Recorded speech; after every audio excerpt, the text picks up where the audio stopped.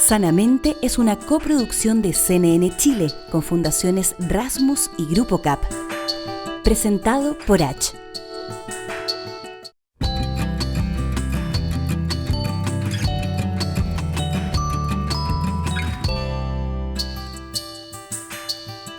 Hola, ¿cómo están? Bienvenidos y bienvenidas otra vez a este espacio que hemos construido en conjunto, nuestro espacio de Sanamente. Hoy vamos a hablar sobre temas fascinantes, sobre el alma humana y su desarrollo, y vamos a profundizar específicamente sobre el asunto de la dopamina. Lo esbozamos hace unos capítulos atrás, cómo esta sustancia química, esta hormona de la felicidad, ha sido una herramienta muy importante para nuestro aprendizaje y nuestra evolución, pero hoy está en ciertos problemas dada la cantidad de acceso que tenemos a cosas que nos permiten secretar dopamina, como las compras, la pornografía, el scroll del celular, y qué implicancias tiene eso para aprender o no poder directamente regular el consumo de nuestras pantallas, pero también qué implicancias tiene a una escala más social. Esto lo profundizaremos junto a la doctora Anna Lem, que es psiquiatra y especialista en adicciones de la Universidad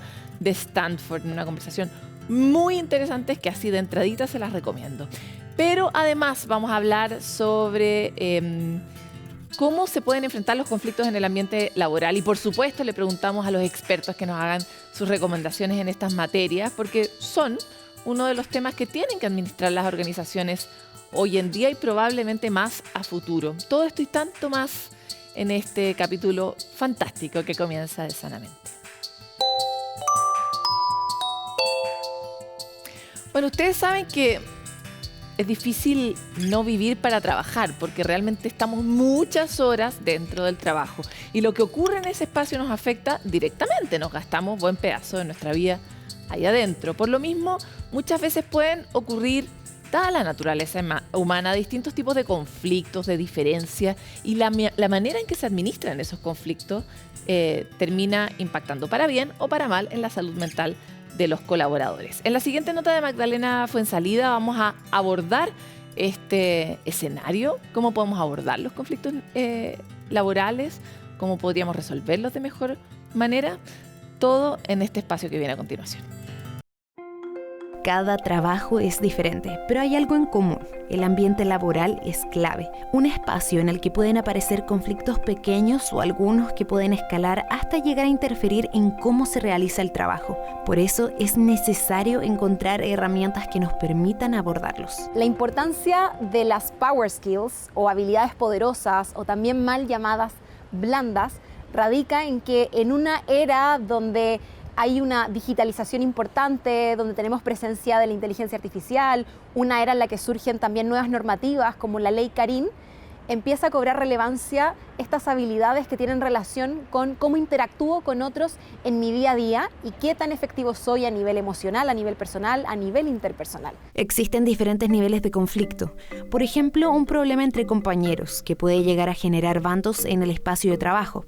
Es frente a este escenario que la comunicación es esencial. Cosas como, ¿sabes qué? Cuando me envías un mail no me gusta que copies a mi jefatura. Si estamos en una conversación de tú a tú, te aseguro que yo voy a contestar de manera rápida y correcta y con calidad. No es necesario que me esté acusando a la jefatura. Ese tipo de comentario, de manera respetuosa y agradable, puede hacer que luego la interacción de dos personas no empiece ¿no es cierto?, a generar una escalada de animadversión y que finalmente, oye, esta persona me cae mal y cada vez empezamos a tener una, ¿no es cierto?, una relación con más aspereza. Yo debiese separar en el fondo a la persona del problema, mis emociones de la situación que estoy enfrentando, y de esa manera poder afrontarlo de forma más objetiva. También otras estrategias que son bastante novedosas y que trabajamos hoy día tienen que ver con técnicas de retroalimentación como el feed forward o la retroalimentación hacia adelante. En lugar de enfocarme en criticar, en lugar de enfocarme en lo que sucedió en el pasado, ¿por qué no mejor nos enfocamos en tener una conversación virtuosa que nos permita construir el futuro deseado? Pero cuando un conflicto se da en diferentes niveles de cargo, la conversación es más difícil. Quien tiene que propiciar la conversación es la jefatura. No es la persona que tiene el conflicto, y por eso es tan importante que todas las jefaturas, independiente del rango que tengan, tengan este sistema de puertas abiertas, de abertura a la comunicación, de entender que muchas veces la crítica a la forma de relacionarse tiene que ver con una crítica a la forma de relacionarse y no a la persona. Hay equipos que están ayudando a implementar este proceso, como LifeFox, una empresa de aprendizaje que a través de cursos ayuda al reforzamiento de habilidades. Nosotros les acompañamos, les apoyamos con experiencias de aprendizaje, también con una plataforma que permite democratizar el acceso a el desarrollo de estas skills. Por ejemplo, cómo llegas hoy día al segmento operario, al mundo también de aseo, no solo la plana gerencial, sino que cómo llegas a otros espacios de la organización para generar un impacto a nivel cultural. En Duo QC ya han implementado algunas de sus capacitaciones en un esfuerzo por seguir mejorando un ambiente de trabajo. Es muy importante, nosotros tenemos política de convivencia e inclusión, tenemos lineamientos de qué es lo que se puede hacer, cómo no, desde que pedirle a la gente que trabaja con nosotros que no mande un mail fuera del horario de oficina, de que si tenemos reuniones sean ojalá con las puertas abiertas, de ir tomando detalles de cuidado y de forma que van haciendo, en el fondo, que el respeto se visibilice en el fondo y en la forma. Y también en cómo educar a las personas que trabajan con nosotros y que en cómo realizar estas tareas, que de repente no puedes interrumpir a gente en las reuniones, que tienes que tener cuidado con la forma que lo trata, que la formalidad es muy importante. Yo creo que vamos en una tendencia mucho más europea o gringa, que la gente dice, oye, es más distante. Son desafíos que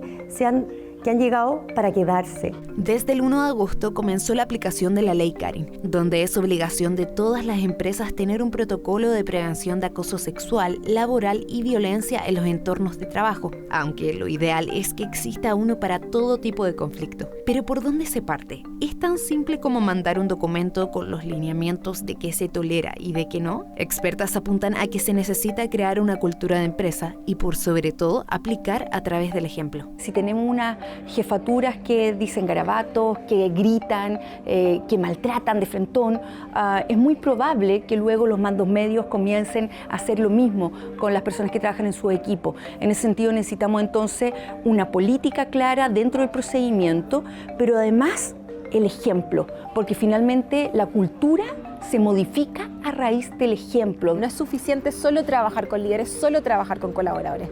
Necesitamos trabajar con toda la organización, porque si no, una de las partes va a remar hacia el lado contrario o se va a ver atraída por antiguos patrones de comportamiento. Y por eso es importante fomentar este cambio de adentro hacia afuera y a nivel de todo el ecosistema organizacional. Empresas como Casa Ideas, Mundo Pacífico y Price también se han sumado a la búsqueda de herramientas que puedan ayudar a crear una cultura organizacional que permita abordar los conflictos desde un espacio de mayor entendimiento y diálogo. Nuestra biología ha sido cableada para que logremos evitar el dolor, pero en cambio, en ciertas épocas en las que el acceso al placer o al gusto está demasiado a la mano, nos hemos vuelto adictos a esto, a las drogas, a la comida, a las compras, a las redes sociales e incluso a la pornografía. La responsable de este fenómeno es la dopamina. Hemos hablado muchas veces aquí en Sanamente sobre esta sustancia química que gobierna nuestros centros del placer y que está directamente relacionado también con los centros del dolor. Estamos siendo de alguna forma esclavos de esta hormona conocida popularmente como la hormona de la felicidad. Pero, ¿qué podemos hacer para vivir en estos tiempos en los que efectivamente tenemos todo a mano? Manejar esta adicción que está tan cerca. Se lo queremos preguntar hoy a Anna Lamb, que es psiquiatra y especialista en adicciones de la Universidad de Stanford, autora del libro Generación Dopamina, cómo encontrar equilibrio en la era del goce desenfrenado. Gracias, Ana, por estar con nosotros en Sanamente. Oh, Dios mío, es un placer. Gracias por tenerme. Me gustaría empezar con una pregunta muy general, que es, en esta era de la adicción, ¿cuál es la adicción más peligrosa que estamos enfrentando? Oh, Dios mío, esa es una gran pregunta y no hay una respuesta fácil, porque depende de la persona. Todos nos conectamos un poco de manera diferente y todo el mundo tiene su propia droga de elección. Para algunas personas puede ser alcohol, para otras personas puede ser cigarros. Para otras personas puede ser pornografía. Para otros todavía puede ser medios sociales, videojuegos, compras o apuestas. Así que realmente depende de la persona cuál será la sustancia o comportamiento que libera la dopamina en su patrón de recompensa particular. Lo que es saliente sobre el tiempo que vivimos ahora es que hay tantas drogas e incluso comportamientos que típicamente pensamos son saludables, como hacer conexiones humanas, se han convertido en drogas en esta era de sobreabundancia. Bueno, es exactamente al punto que quiero ir, porque estamos programados para un momento diferente, no sé, a través de la evolución. Y no sé si vamos a lograr ser exitosos tratando de adaptar nuestro sistema a estos días. Porque las conexiones de nuestro cerebro están orientadas a obtener más placer. Entonces, ¿cómo podemos lidiar con este problema? Porque vivimos en una era de sobreabundancia de placer. Y eso debería ser una buena noticia, pero no lo es. ¿Qué podemos hacer? Estás absolutamente conectada. Así que, disculpa, estás absolutamente correcta en que hemos evolucionado por millones de años de evolución para un mundo de escasez y peligro siempre presente. Y nuestra conexión mental fue creada para que tuviéramos que hacer un montón de trabajo al frente para obtener un poco de recompensa. Hoy no tenemos que hacer ningún trabajo. Pulsamos derecha, pulsamos izquierda y obtenemos nuestro deseo transmitido digitalmente a nuestros dedos. Pero creo que es importante mantener la esperanza de que incluso si creo que la adicción va a ser la plaga moderna, es decir, que va a ser uno de los problemas más importantes que enfrentará la humanidad para el futuro previsible, todavía creo que nosotros, como seres humanos, podemos unirnos y superar este problema. Tenemos que reconocer la naturaleza adictiva de tantas sustancias y comportamientos que nos rodean, incluyendo, francamente, la manera en que nuestro propio suministro de alimentos se ha convertido en una droga. Y luego hay cosas que podemos hacer, acciones que podemos tomar para tratar de limitar el sobreconsumo compulsivo. Y crean o no, podemos mirar a las personas con una adicción severa a las drogas y alcohol que están en recuperación de esas adicciones como profetas modernos para guiar al resto de nosotros. Porque si las personas que son vulnerables a la adicción han sido capaces de descubrir cómo vivir en este mundo de sobreabundancia, tienen mucho que enseñar al resto de nosotros. Y la línea final es que, reconociendo que estamos rodeados por un mundo drogado y actualmente creando fronteras entre nosotros y nuestra droga de elección, lo que a veces le refiero a estrategias de autovinculación, podemos llegar a salir de ese vórtice del sobreconsumo compulsivo. Por ejemplo, a menudo recomiendo una abstinencia de dopamina de 30 días, donde las personas se abstendrán de su droga de elección, lo que sea. Tal vez sea videojuegos, pornografía, compras en línea, tal vez sea cigarrillos, tal vez sea alcohol, pero en realidad, tomando un descanso de esa droga de elección para restablecer los pasos de recompensa, incluso si el objetivo a largo plazo es volver a usarla, si volvemos a usarla después de un periodo de abstinencia de 4 semanas, nuestra posibilidad de reducir y moderar nuestro uso cuando volvemos son mucho más altas.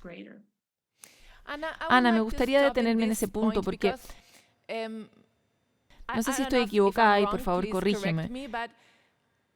Veo la adicción como una carretera y puedes ir a través de esta carretera, dependiendo de tu droga de elección, como dices, de formas distintas.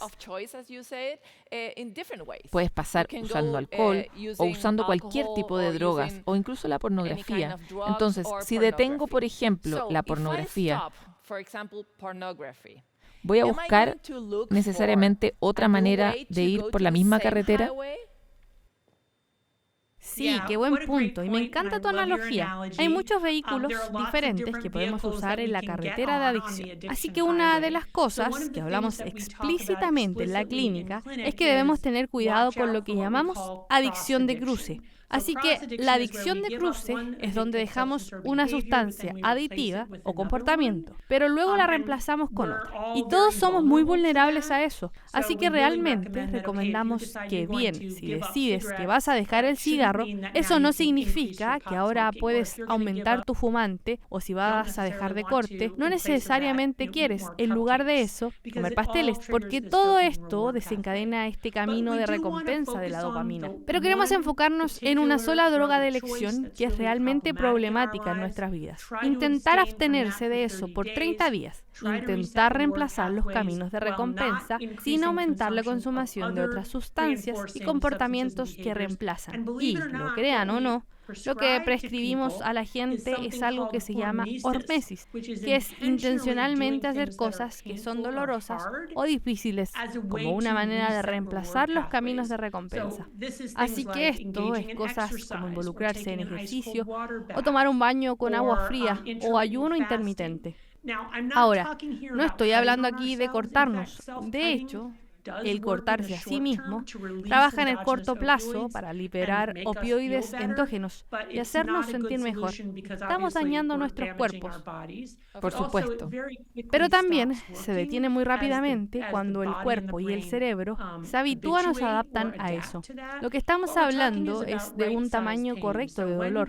Entonces, cuando estamos en los brazos del deseo, en vez de intentar reemplazar una droga con otra, hacer algo que sea doloroso, difícil o duro. Y en este día y época, crean o no, aquí en Silicon Valley, lo que se ha convertido en doloroso, difícil y duro para las personas es simplemente irse de sus computadoras por un periodo de tiempo, salir de la silla, salir y caminar en la naturaleza, o llamar a un amigo, ordenar un café directamente del barista en vez de usar la aplicación. Nuestro umbral como individuos y como sociedad ha cambiado hasta el punto de que lo que consideramos difícil, desafiante o duro, hoy es un poco difícil de imaginar, porque hace generaciones nunca se hubieran concebido como algo difícil, pero hoy lo es. Sí, quisiera volver sobre ese punto porque si recordamos lo que planteabas al principio, decías que estamos programados para esforzarnos mucho y obtener poco placer como premio y como resultado de ese esfuerzo. Pero ahora mismo estamos atravesando todo lo contrario. Entonces, parece obvio que necesitáramos recuperar ese equilibrio para sanar. Sí, quiero decir, es fácil decir eso. Es terrible, es difícil, pero parece simple. Sí, pero como sociedad y cultura nos hemos olvidado de eso. Y es interesante, si miras a cada religión o tradición filosófica importante, incorporadas en ellas existe un ayuno de 30 días de algo, ¿verdad? Ya sea Ramadán o la Cuaresma. Esto es sabiduría ancestral que hemos olvidado en esta era de la abrumadora sobreabundancia. Tenemos muy buena memoria para el estímulo inicial, ya sea placer o dolor, y luego tenemos un reflejo para intentar acercarnos al placer y evitar el dolor. Tenemos una memoria muy pobre para las secuelas o el resultado del placer repetido, al igual que tenemos una mala memoria para el resultado del dolor. Todas las mañanas me levanto y tengo que recordarme a mí misma que debo levantarme y hacer ejercicio, porque después me sentiré mejor, pero cada mañana tengo que volver a aprender eso. No tenemos una memoria buena y vívida de las secuelas del placer y del dolor. Es solo el estímulo inicial. Entonces, colectivamente, como sociedad, tenemos que contar historias y recordarlas. Y desafortunadamente, las historias que contamos en la sociedad moderna son: tienes que evitar el dolor es peligroso, el dolor te va a generar un estrés postraumático, si tienes dolor debes estar enfermo, ve al doctor, obtén una receta. Estas son las narrativas que contamos ahora, que son muy diferentes de las narrativas que se contaban incluso hace 100 años, cuando la gente simplemente daba por sentado que el dolor era saludable. Si miras el siglo XIX, los principales cirujanos de la época, cuando la anestesia general fue inventada, no querían adoptarla porque ellos sentían que era bueno para sus pacientes experimentar cierto grado de dolor. Sentía que eso impulsaba las respuestas inmunológicas, impulsaba la respuesta cardiovascular. También existía una noción generalmente aceptada de que el sufrimiento tenía beneficios espirituales. Todo se ha quedado en el camino ahora. Esa no es nuestra narrativa. Nuestra narrativa es que si tengo dolor, algo anda mal. Es muy interesante porque hemos estado hablando de tu libro en esta conversación, pero no hemos hecho referencia al libro. Es muy relevante porque apuntas a un gran problema que es que somos súper adictos a la dopamina y a producir mucha de esa dopamina. De eso se trata tu libro. ¿Qué podemos hacer cuando tenemos tantas drogas legales, como este mismo celular en nuestras manos, en las manos de nuestros hijos? ¿Qué recomiendas hacer? Pensando en las políticas públicas, ¿qué podemos hacer con este discurso de que necesitas la tecnología porque tu vida va a ser más fácil, todo va a ser genial? Es el mismo guión que mencionas. ¿Qué podemos hacer como país y como planeta para enfrentar esta narrativa? Creo que es claro que hay muchos beneficios con la tecnología, pero estamos atrasados hablando de la parte más vulnerable, porque definitivamente hay daños. Cuando se trata de medios y tecnologías digitales, no podemos como sociedad dejar que los padres traten de gestionar el consumo de medios digitales de sus hijos cuando viven en este mundo sobrecargado de dopamina, cuando van a la escuela y pueden estar en sus teléfonos. Los profesores no pueden enseñar, los niños no aprenden. Tenemos que realmente reconocer que estos son drogas. Cuando los usamos como herramientas son geniales, pero también son drogas poderosas. Y por eso realmente necesitamos como sociedad crear barreras, límites y espacios seguros para protegernos de un medio muy potente que funciona como una droga en nuestro cerebro. Entonces, las redes sociales, la tecnología digital, los medios digitales liberan dopamina en la vía de recompensa. Es muy reforzador. La mayoría de las personas podrán autocorregirse, pero algunos de nosotros no lo haremos y terminaremos con adicciones potencialmente mortales a Internet, los medios digitales y a las redes sociales. Lo vemos clínicamente. Estas personas se deprimirán, se pondrán ansiosos. En algunos casos se lastimarán entre ellos mismos. En algunos casos trágicos terminarán con su vida. Así que realmente tenemos que respetar eso. He sido una firme defensora durante muchos años de la prohibición de los teléfonos inteligentes en las escuelas. Para mí, esto es fruta madura. Esto es obvio. Si los padres están preocupados por la seguridad, pueden enviar a sus hijos con flip phones o un teléfono básico que no tenga acceso a Internet. Esto tiene que ser política de arriba hacia abajo. No podemos dejar a los profesores o padres o escuelas individuales navegando. Tenemos que decir, hey, los niños tienen derecho a tener un ambiente que les permita aprender sin estar constantemente distraído por estos medios tan potentes.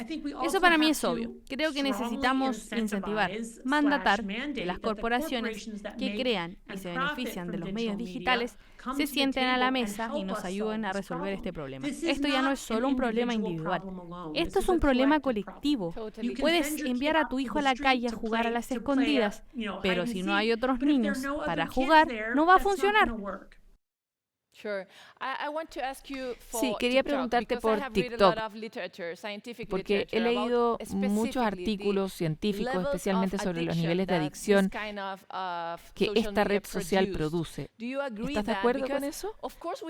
Porque, por supuesto, tenemos que tomar algunas medidas importantes y urgentes, y tal vez una debiera ser prohibir TikTok para los niños. Sí, el tema con TikTok es que es el equivalente digital del fentanilo. Hay un inicio de acción muy rápido que dura un periodo de tiempo muy corto y luego hay un final muy rápido. Por lo tanto, es muy probable que provoque una especie de pic de dopamina en la vía de recompensa que crea este ciclo adictivo compulsivo, donde anhelamos más incluso mientras todavía estamos usando la primera dosis. Así que creo que realmente tenemos que reconocer que inherente en el diseño de los medios digitales hay una cualidad altamente adictiva cognitivamente para el cerebro humano y que incluso una persona promedio que comienza a usar TikTok encuentra difícil detenerse. Ahora, ¿qué podemos hacer sobre eso? Esa es la pregunta del millón. es muy difícil. Si prohíbes TikTok, mañana habrá otro TikTok, ¿verdad? Lo que creo que tenemos que hacer es enfocar nuestras políticas en los niños, porque los niños son una población vulnerable y distinta de los adultos. Y tenemos que pensar en cuáles son las diversas características de diseño que hacen que esto sea más adictivo y tratar de limitar esas características de diseños para los niños, así como lo que es más importante, limitar el acceso en función de la edad y la verificación de edad y limitar la cantidad y frecuencia. Incluso si estás tratando con un medio digital que no es tan fuerte como TikTok, si lo haces todo el día, todos los días, no es bueno para el cerebro. Va a cambiar tu cerebro.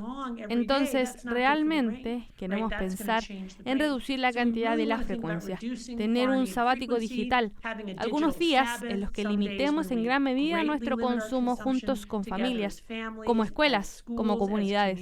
Realmente creo que tenemos que ser muy amplios al pensar en desconectarnos de Internet por periodos de tiempo, no solo de ciertas aplicaciones en nuestros dispositivos. Sí, no puedo estar más de acuerdo contigo. Muchas gracias por esta conversación, Ana. Me encantaría volver a tener otra más adelante porque todavía tenemos muchas preguntas para ti. Así que esperamos tenerte nuevamente aquí en el programa en el futuro. Sí, eso sería genial. Muchas gracias.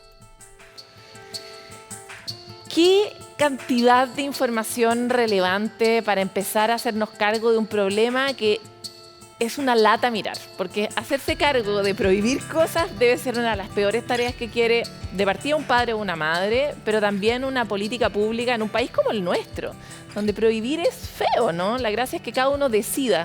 El problema es que la ilusión de decidir es eso, pues es una ilusión de que estamos decidiendo respecto de la tecnología. Vamos a ir a una pausa, pero siempre escuchando lo que ustedes tienen que contarnos sobre cómo se sienten mejor.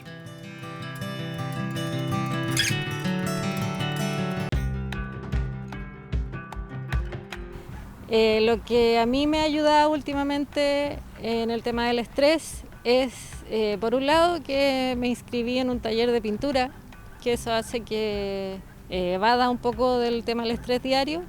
Y también he estado leyendo sobre neurociencia de las emociones, cómo entender cómo se producen las emociones en el sistema nervioso y cómo entender ese proceso también me ha ayudado a estar menos ansiosa. Y lo otro, bueno, yo trabajo con animales y el momento que uno está con los animales también uno baja un poquito el estrés. Así que estoy haciendo varias cosas como para mantener el estrés un poquito más a raya.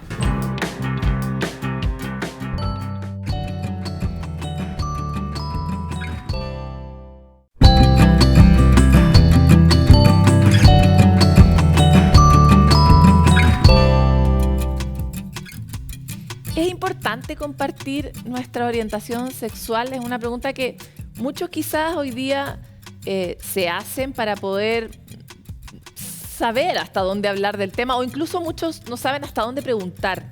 ¿Es una obligación decir cuál es mi orientación sexual? Isidora Paiva, psicóloga de la Universidad Adolfo Ibáñez, nos va a entregar todas las recomendaciones para estas preguntas que a veces pueden ser incómodas para uno mismo. La orientación sexual es la atracción que sentimos de forma afectiva, física, sexual y romántica hacia otras personas de forma duradera. A veces pasa principalmente en la adolescencia que, por ejemplo, si encuentro guapo o guapa a una compañera o alguien de mi mismo sexo o género, pienso que me gusta esa persona, ¿cierto? Pero cuando empezamos a indagar un poquitito más y ver, por ejemplo, si es solo que encuentro atractiva físicamente a esa persona o si, por ejemplo, me acerco y siento algo en mi cuerpo, algo que usualmente hablamos como maripositas, o que se me aprieta la guata, tal vez me pongo nervioso o nerviosa, etc. Y también me gustaría imaginarme con esa persona, ahí sí podríamos hablar de la orientación sexual, que es algo mucho más profundo de las personas y no se determina solo por un acto. El poder hablar de nuestra orientación sexual es algo que cada persona tiene su momento. Ya no hay una edad como que pudiésemos decir desde la psicología que es la edad mejor para hacerlo. Asumimos que es importante decirlo, pero va a depender mucho del contexto de cada persona. Hay personas que, por ejemplo, viven en entornos que son más hostiles o que no saben mucho de esto y creen que es algo malo. Por lo tanto, hay muchos estigmas y prejuicios sobre eso, ¿sí? Pero una vez que se informa, usualmente esos prejuicios bajan y es más fácil poder hablar con esa persona. Las consecuencias emocionales de poder develar la orientación sexual va a depender mucho del contexto. Si es que yo, por ejemplo, tengo una familia que tal vez es más conservadora o que le cuestan estos temas, va a repercutir directamente en mi identidad y voy a tener que sentir que algo malo está en mí. En casos en que un entorno es apoyador, las consecuencias son mucho más beneficiosas, ya que cuando yo siento que tengo una red de apoyo y tengo apoyo social, eso hace que sea un factor protector frente a cualquier tema en mi salud mental. Lo primero que todo para develar la orientación sexual es estar más tranquilo o tranquila, y para eso algo súper útil es respirar.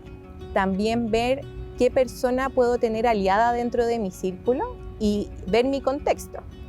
Si tengo la familia conservadora, ¿cierto? O que tal vez sé que va a ser complejo, tal vez esos no sean las primeras personas en saber. Pero tal vez, por ejemplo, en el colegio puedo tener un profe que me cae bien o una amistad cercana o cualquier persona que yo considere que es una persona segura, que no me va a juzgar, que me va a escuchar y que me puede contener.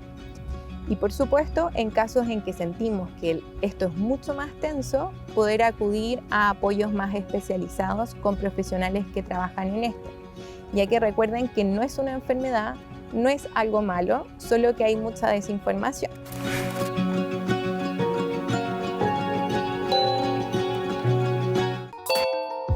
Llega nuestro espacio de puntos de encuentro donde compartimos iniciativas, ideas para todo tipo de gustos, variedad para que cada uno encuentre su lugar, su comunidad y pueda ahí profundizar en la misteriosa tarea del ser. Hoy vamos a partir con Mentes Expertas. Estas son conferencias motivacionales que desde el año 2010 tienen como objetivo ayudar a vivir con efecto actitud a aquellas personas que cada día buscan ser su mejor versión. Sharoni Rosenberg lidera las charlas de propósito en Chile y tiene una consultora que hemos cubierto previamente, se llama Purposely, y creó una alianza justamente con Mentes Expertas. Desde octubre van a estar exponiendo en Chile distintos speakers, como por ejemplo Víctor Coopers, que es doctorado en Humanidades y licenciado en Administración de Dirección de Empresas, y hace mucho tiempo ya trabaja dando conferencias. Los Mentes Expertas de Víctor Coopers tratan temas como los valores humanos, la productividad y el trabajo desde un punto de vista divertido, práctico y motivacional. Y de esta forma podemos convertir al espacio laboral en un lugar mejor. Si ustedes quieren ser parte de esta iniciativa, pueden revisar las entradas que ya están a la venta a través de www.mentesexpertas.com. Felicidad más grande anunciar que Víctor Coopers finalmente viene a Chile. Primera vez que viene y vamos a tener un evento espectacular el 29 de octubre en Espacio Riesgo para 3.500 personas. Siempre quise ir a Chile. Yo estaba seguro que íbamos a ir a Chile. Víctor, cuéntale a todos los chilenos, ¿qué vamos a hacer allí? Yo les voy a hablar de actitud, de motivación, de vivir con problemas y preocupaciones, pero con ilusión, con optimismo, con alegría. ¡Vamos, Chile! ¡Vamos, Chile! ¡A Chile! ¡Vamos! Nos esperamos a todos en un Mentes Expertas de Víctor Coopers. ¡Vamos! ¡Un abrazo! Y ahora vamos a hablar de salud mental universitaria, un tema tan importante y crítico, hemos abordado muchas veces en Sanamente, porque se realizó una jornada en torno a este asunto en el que la red de universidades públicas no estatales buscan conocer lo que hacen unas y otras y compartir mejores prácticas. Y en este caso le tocó exponer a la Universidad Católica y entender en profundidad el abordaje de la salud mental y bienestar estudiantil en esa casa de estudio. Esta institución está aplicando un modelo de atención colaborativo escalonado de acuerdo a la complejidad del caso, la necesidad del estudiante. ¿De qué se trata y cómo se efectúa? María Paz Jana, directora de Salud y Bienestar Estudiantil UC, nos cuenta más. El modelo de atención escalonado en salud mental UC habla de la búsqueda de los recursos y fortalezas de la persona y trata de trabajar cercanamente con cada estudiante sobre alguna problemática o dificultad en salud mental. Lo importante es que este modelo cuenta con diferentes niveles de intervención y la persona puede ir escogiendo a qué nivel puede acceder según su compromiso, su motivación y también según su dificultad. Y también en el fondo lo que nosotros tratamos de incentivar es contar con profesionales que puedan intervenir a nivel diverso en distintas instancias dentro de la universidad.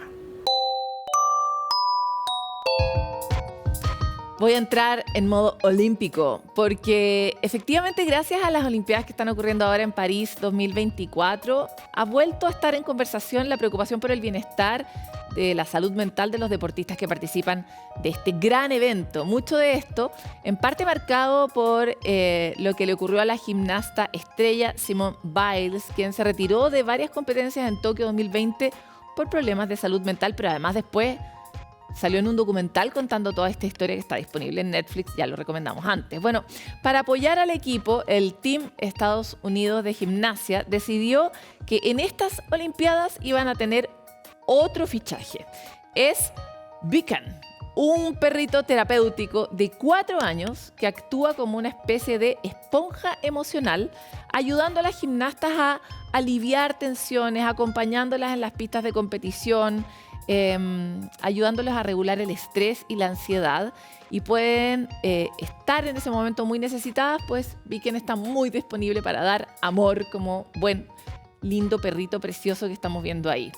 Se ha convertido en una estrella de estos Juegos Olímpicos, ya tiene 24.000 seguidores en su Instagram. Yo creo que todavía no le gana al perro del presidente, pero ahí va.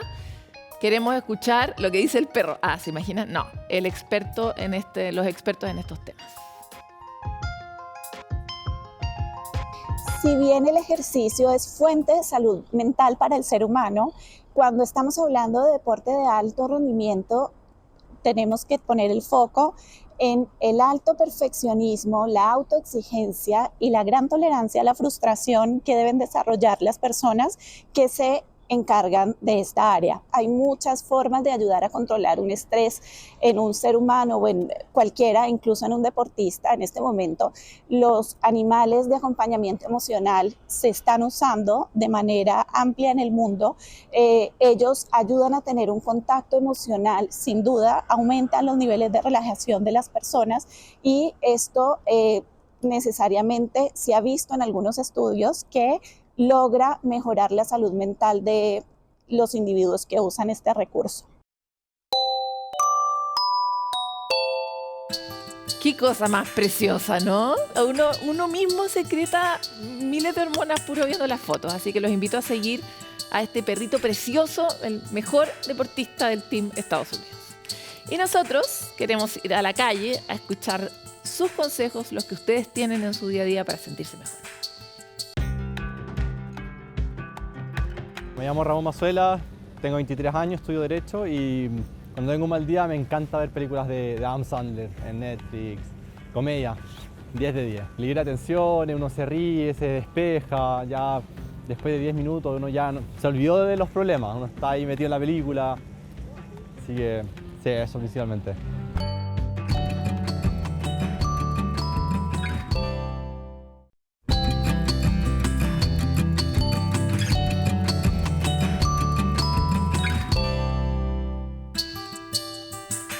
El cuerpo habla de maneras múltiples, ¿no? A veces es demasiado elocuente en cuanto a cómo estamos sufriendo en materia física y en materia emocional. De hecho, el estrés se puede manifestar de múltiples maneras, algunas no alcanzamos ni siquiera a percibirlas y hay que estar muy atento para ver qué nos está diciendo el cuerpo cada vez. Por esto es bueno reflexionar y preguntarse cómo sentimos y dónde, en qué parte del cuerpo sentimos el estrés. Lo vemos en la siguiente animación. Estás manejando y vas tarde en medio del tráfico. El tacón avanza, tu celular no deja de sonar y el ruido de las bocinas no para. Una escena estresante que por suerte sabemos que tiene un final. Pero, ¿cómo reconocer cuando es tu propio estilo de vida el que te estresa? Tu cuerpo es tu principal aliado y te dará las pistas. Tal como en el tablero de un auto se encienden las luces de alerta cuando algo está fallando, el cuerpo se manifiesta a través de 3 rutas: señales físicas, el estado de ánimo y el comportamiento. Podemos tener dolor de cabeza, fatiga, problemas de sueño, dolor en el pecho o malestar estomacal. También sentirnos ansiosos, tristes, desmotivados, de mal humor o tan sobrepasados que podemos llegar a expresarlo a través de la ira y el aislamiento social. Controlar el tablero de tus emociones es posible. Probar técnicas de relajación, pasar tiempo con tus seres queridos, escribir un diario, alimentarte bien y tener un hobby son caminos que puedes elegir para aprender a manejar tus niveles de estrés. Si los escoges, verás cómo tu cuerpo te lo agradecerá. Llega el tiempo de nuestro recomendado y hoy queremos hablarle de este libro. Cómo educar niñas y niños sexualmente inteligentes. Este es un libro de Rodrigo Jarpa, quien en un lenguaje cotidiano, con un punto de vista empático, busca profundizar sobre la sexualidad humana y recoger preguntas y temores que han sido estructurales en las conversaciones de padres y madres en sus charlas de educación sexual durante los últimos 15 años. Él propone un nuevo enfoque sobre este tema, porque más allá de saber qué decir o no saber qué decir cuando nuestros hijos están pasando, iniciando su proceso de despertar sexual, es necesario educarlos en esta materia, porque la educación sexual que le agrega inteligente permite desarrollar en ellos una identidad y una forma de ser desde muy pequeños para que puedan replicarlo a lo largo de su vida. Una muy interesante y útil lectura para todos nosotros padres y madres, abuelos y cuidadores y cuidadoras que nos enfrentamos a la tarea enorme de ir actualizándonos y tratando de decir lo correcto en el momento preciso para tener o darle la mayor posibilidad a nuestros niños y niñas de proyectarse en el mundo. Así que ahí tienen esta recomendación sobre un tema peliagudo que nos cuesta tanto conversar.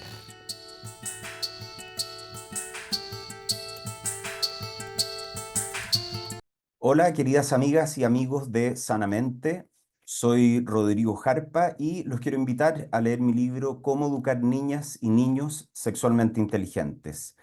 Esta es una invitación a olvidarse de la charla o esa primera conversación de sexo y poder resolver las dudas más frecuentes que tenemos como adultos, ser conscientes de que más importante que saber qué decir o qué no decir, es importante que acompañemos a nuestros hijos, a nuestras hijas en ir construyendo una identidad que vaya en la dirección de ser personas sexualmente inteligentes y que ellos busquen mantener y replicar durante su vida. Aprovecho de mandarle un abrazo muy grande a Paloma Ávila y a todo el equipo de Sanamente y felicitarlos por el maravilloso trabajo que hacen. Qué lindo programa hemos tenido hoy. Tenemos tantas cosas que comentar, nos pasa habitualmente con el equipo que va corriendo el programa y quedamos todos sorprendidos, aprendemos cosas nuevas, compartimos y quedamos entusiasmados sobre la posibilidad de poder profundizar en un programa más adelante. Hoy queremos revisar un poco lo que conversamos con la doctora Ana Lemke, quien nos alerta sobre una adicción cada vez más estudiada, que es la que producen las redes sociales en lugares que parecen tan inocentes, como por ejemplo TikTok, hacer scroll en TikTok. ¿Qué produce dentro de nosotros?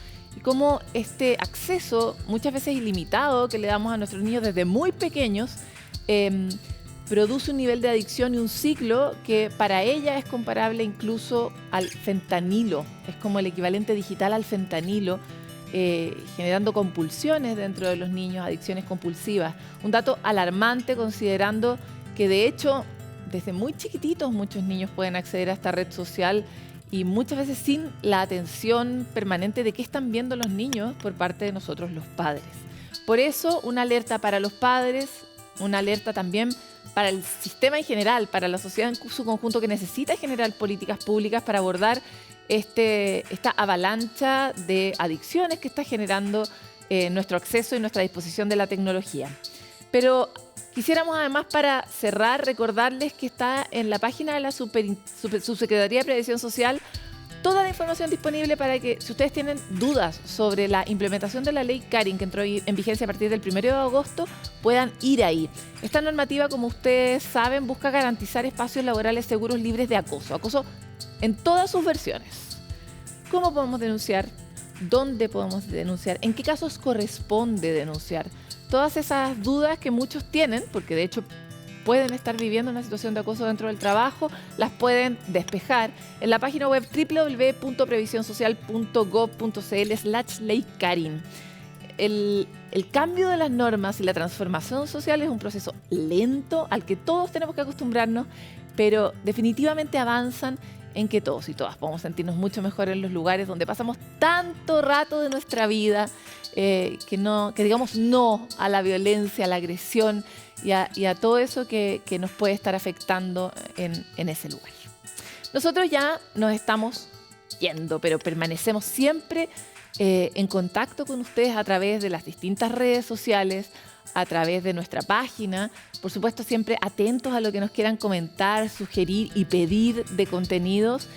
Afortunadamente muchos de ustedes lo hacen, nos dicen queremos saber más de este tema y de este otro, así que los invito también a ser parte de esta comunidad de Sanamente que está siempre despierta y buscando una forma para vivir mejor todos juntos. Nos vemos en otro capítulo.